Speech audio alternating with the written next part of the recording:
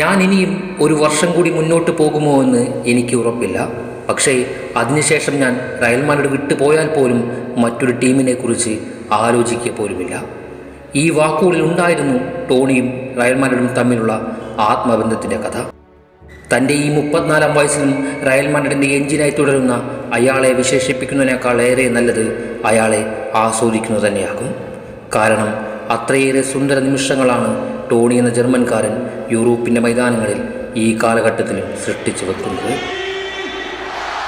2014 ഒരു സമ്മർ സീസണിൽ 25 million യൂറോയ്ക്ക് Bayern മ്യൂണിക്കിൽ നിന്നായിരുന്നു ക്രൂസ് റയൽ മാഡ്രിഡിൻ്റെ വെള്ളക്കുപ്പായത്തിലേക്ക് എത്തുന്നത്. അന്നു മുതൽ ഇന്ന് വരെ അവരുടെ മധ്യനിരയിൽ തീർത്ത മാന്ത്രിക നിമിഷങ്ങളിലെല്ലാം അയാളുടെ കാലുകളിൽ നിന്നും സംഭവിക്കുന്ന എണ്ണമറ്റ പാസുകളുടെ സൗന്ദര്യത്തിൽ എത്രയോ വട്ടം ആസ്വദിച്ചും അത്ഭുതപ്പെട്ടും മയങ്ങിപ്പോയിട്ടുണ്ട്. ഇന്നും എതിരാളികളുടെ മുൻചിന്തകളെ തകർത്തെറിഞ്ഞുകൊണ്ട് അവർക്കിടയിലൂടെ ആ കാലുകളിൽ നിന്നും ലക്ഷ്യത്തിലേക്ക് പന്തിനെ തഴുകി അയക്കുന്ന ചിത്രങ്ങൾ ഈ തലമുറയെപ്പോലും ത്രസിപ്പിക്കുകയാണ്. ചരിത്രം ഓർമ്മിക്കാതെ പോയ ഒട്ടേറെ മികച്ച മധ്യനിരക്കാരുടെ കൂട്ടത്തിലേക്ക് എഴുതി ചേർക്കാനുള്ള പേരായിരുന്നില്ല ടോണിയുടേത്. മറിച്ച് കാലമിത്രയും പ്രായത്തിൻ്റെ ക്ഷീണമേറ്റ് അതേ മധ്യനിരയിൽ വീണുപോയ ഒട്ടേറെ ഇതിഹാസങ്ങൾ രചിച്ചു വച്ച കഥകൾക്കും അപ്പുറം ഒരിക്കലും ഒരു വട്ടം പോലും മങ്ങലേൽക്കാതെ നിന്ന് മധ്യനിരയിൽ സർവാധിപത്യം പുലർത്തുന്ന ഇതിഹാസ നായകനിലേക്ക് തന്നെയായിരുന്നു ആ പേര് ചേർക്കപ്പെട്ടത്. ആ കാലങ്ങളിൽ തൻ്റെ പിഴയ്ക്കാത്ത പാസുകളുടെയും ഗോളുകളുടെയും ഉത്തരങ്ങളായിരുന്നില്ലേ ബെർണാബുവിൻ്റെ ഷെൽഫിലേക്ക് ചേർക്കപ്പെട്ട 4 ചാമ്പ്യൻസ് ലീഗ് കിരീടങ്ങൾ ഉൾപ്പെടെ 5 ക്ലബ് ലോകകപ്പുകളും 3 ലീഗ് കിരീടങ്ങളും 3 സ്പാനിഷ് സൂപ്പർ കപ്പുകളും ആ ഒരു കോപ്പ ഡെൽ റേയും.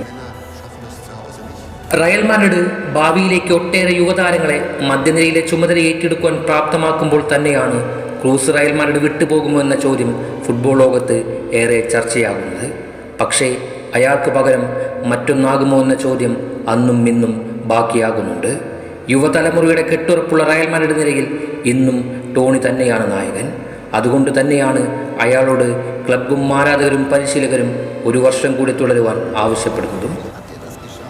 ടോണി, നിങ്ങൾ നിയന്ത്രിക്കുന്ന റയൽ മാഡ്രിഡിൻ്റെ ഓരോ മുന്നേറ്റങ്ങൾ ഇന്നും കണ്ടുമതിയാകാത്ത ആരാധകൻ എന്ന നിലയിൽ പറയട്ടെ, നിങ്ങൾക്കൊരു റീപ്ലേസ് ചോയ്സ് അതൊരിക്കലും സാധ്യമാകുകയില്ല. ടോണി, നിങ്ങൾ എഴുതിയ കഥകളിലും മുഹൂർത്തങ്ങളിലും ജീവിച്ച മാഡ്രിഡിസ്റ്റുകൾക്ക് നിങ്ങളുടെ നഷ്ടത്തെക്കുറിച്ച് ഓർക്കുവാൻ പോലും സാധിക്കുമോ എന്നും അറിയില്ല. ഒരുപക്ഷെ ഒരു വർഷത്തിനുമപ്പുറം നിങ്ങളുടെ പടിയിറക്കമുണ്ടെങ്കിൽ അത് സൃഷ്ടിക്കാൻ പോകുന്നത് മാഡ്രിഡിസ്റ്റുകളുടെ ഹൃദയം തകർക്കുന്ന വേദനകളുടെ ചിത്രങ്ങളായിട്ടാകും.